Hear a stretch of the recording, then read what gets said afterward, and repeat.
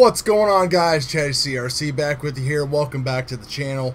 Real quick before we get to the look at the Flosstyle here, I just wanted to give a shout out to Mike, FPV Flight Club. I know he's having a little bit of health issues, but it sounds like everything is on the mends. If you're looking for some awesome frames besides the Flosstyle, definitely check out FPV Flight Club. I'm running a 5-inch Proton and a 6-inch long range with the Brain FPV flight control, GPS, all that stuff. The thing cruises on 5S 6-inch for like 7 to 8 minutes, and it's just beautiful. Real quick, if you're new to the channel, please consider subscribing. If you're looking for anything, that building supplies or any of that stuff, I got Amazon links down there. Help a brother out with a few cents whenever you pick something up from there. And also, things coming up on the channel, we're going to be doing more with the Flosstyle, doing a little bit of comparison to it with the reverbs that I have, all running Helio, so we're going to be comparing video and tuning and everything with those. And also we got the Acrobrat coming, which is turning into something that is going to be either really special or a big disappointment. I don't know yet. We'll wait and see. The frame's going to be here, parts are going to roll in and stuff. We'll see how things go, so stick around for that. Now let's get to the Flosstyle. Alright, so pretty much everybody knows what the Hyperlite Flosstyle is. Made, helped designed by Bob Ruge, sold by Fireflip, Sergio, all great people. It's been out for a few months. A lot of people are still having problems getting them. They come in, they go, and I can see why. It's an awesome frame. This one here weighs about 360 grams, built the way it is. We'll go ahead and go over all the build components and everything here. I added some 3D mounts that I created for the GoPro, and back here for the actual XSR, RXSR antenna tubes and everything like that. Everybody should know it's got the two-piece boomerang arms on here, and it's held on together with this plate, and these are super thick arms. I think they're 5 or 6 mil, I can't remember, but I put a video up the other day, and I'll put a card up here in the corner for you to take a look at, of this thing basically coming down out of a dive and just smacking the concrete super hard and then bouncing up like 10-15 feet or whatever. And the only thing on it is just a little scuff mark right there. You can see right there.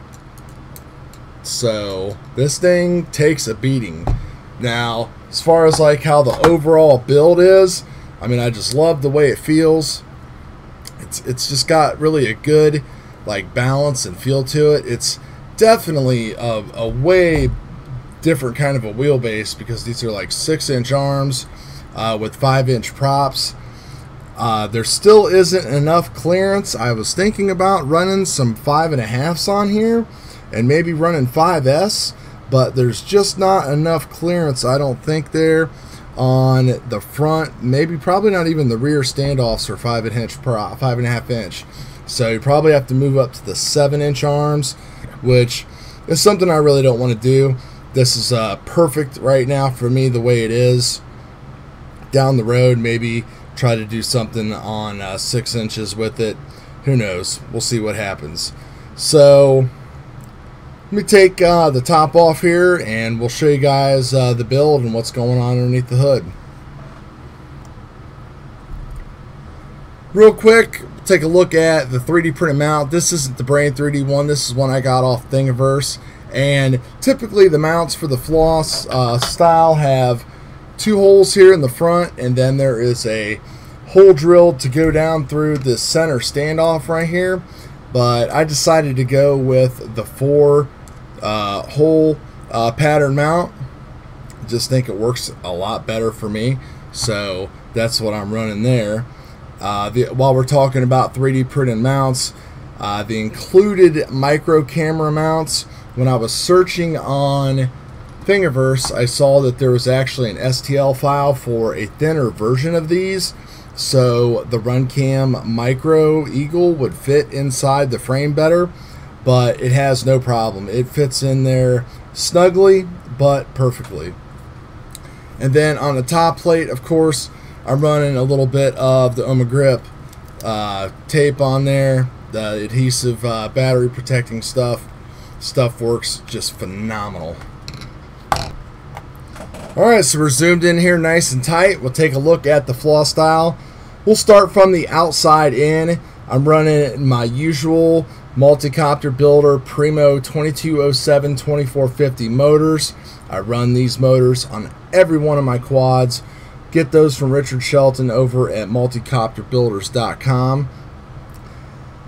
This build, I'm still going with my trusty STRIX 30 amp HV ESCs on singles on the arms. I know the arms are a little skinny, but they don't look too bad on there at all. I just trust them. I've got a lot of them. It helps keep the budget down because I kind of can move them from frame to frame.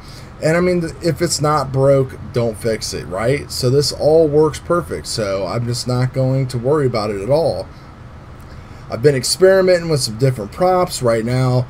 I've got some Cyclones on there. I've got some HQ 5x4.8s, 4.5s to try out. Right now, I just have the Cyclones on there. Of course, we already talked about the RUNCAM Micro Eagle.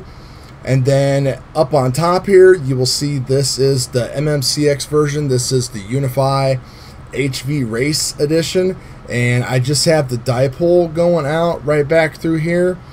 It's working pretty good for me. I might keep this setup. I'm not 100% sure.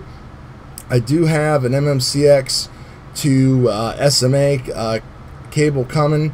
Just in case you're not aware, when you buy one of these from TBS, you don't get anything with it. So you don't get no MMCX antennas or extensions or nothing like that. So when we talk about the actual build, got a capacitor running on there, just a 470 microfarad. That works great with the STRIX ESCs. Don't really need to cap all those. And if you're running on 4S, maybe on 5S you might want to, or 6S. But for 4S, I find that this is all just fine, no problems. And underneath that, running everything, of course, is the Helio RC all-in-one flight controller. And a lot of people talk about mounting. I know this goes against what Tim said on the actual group, but I have this same mounting pattern pretty much going on all three of my Helio builds. And what I have is just frame bolts going all the way up through the frames. Those are all secured down with some nylon nuts.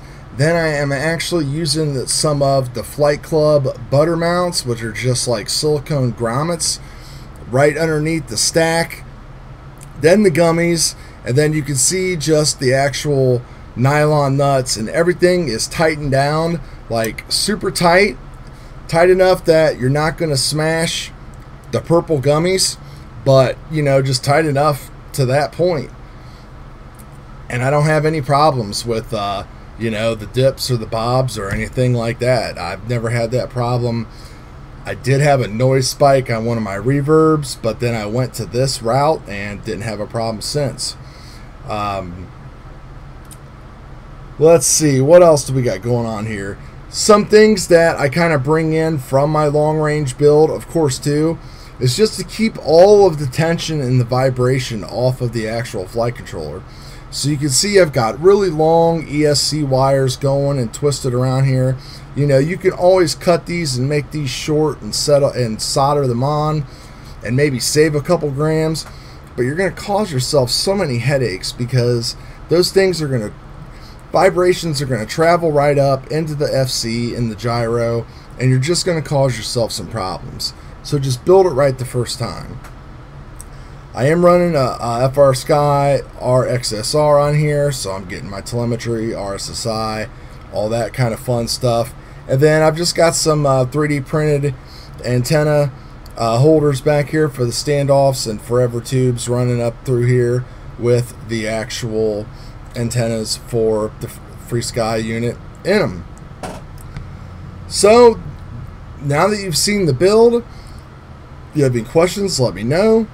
the next thing that we're going to talk about is let's just go and talk about how this thing flies and what kind of footage and stuff I got out of the box with this setup on the Helio RC.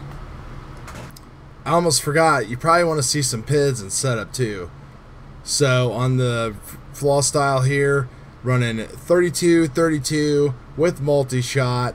You can run 16-16 and get probably just as good as performance, but it's just the way that I have it set up.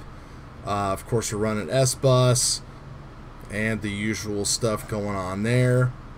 And receiver, I have my deadband set at 2, and I have manual RC interpolation set to 9 to kind of smooth all of those steps out a little bit. And right here are my current Pids. I've actually been running 2 different Pid profiles that I'm still kind of working on. So this is the first one. Filters right now are set at stock, and this should say 3000 right here, and I'm running W at 64. I still haven't downloaded the newest butterfly configurator for my PC, so that's why this is showing like that. I haven't changed low pass filters either. They're at 120. I don't have a problem, so I'm probably just gonna leave them there. If anything, I might bump them down to like 100. So this is my first set of Pids. Anti-gravity at 1, TPA at 0.25. Alright guys, here we go. Taking a look at a flight, one of my most recent ones with Flosstyle. This was after the big crash that I had. First thing about Flosstyle out of the box with this build and Helio is that the footage was great. No MTOs, no nothing. Stock settings, all off of Helio, the latest version, 1.08. Just great. No resonance issues, nothing like that. Black box looks pretty clean. Played around with filters, everything. Just left them at stock because I didn't really see any change. I did change W to 64, and I might go higher just because it seems to make a little bit of improvement in my gyro traces. Now let's talk about the flight characteristics here, and I'm playing with some different props and rates and stuff like that because the frame geometry of the Flosstyle makes it flies. It wants to fly fast. It feels a lot faster in the air. It feels a little less controllable compared to, say, my reverbs. Basically because that wheelbase, you know, is just so much larger. It's kind of more along the lines of my Epic 5.5 inch, even though you can't fit 5.5 inch arms on there. But it's definitely a joy to fly. It's a little bit of a challenge in my area here, just because I just don't have a lot of room. But I can fly it slow if I want to, but it definitely flies better if you are going fast. So the video might look a little wild. I've also been going back and forth between some micros and stuff like that, just trying to play around with some things. So this is the rest of the footage. You got any questions about the builds or anything, let me know. I am going to be doing some stuff on this versus the reverb and which one I think is better, if there is a better choice. And that's going to be it. So we'll see you guys on the next video. Enjoy the flight and the sound of those primos.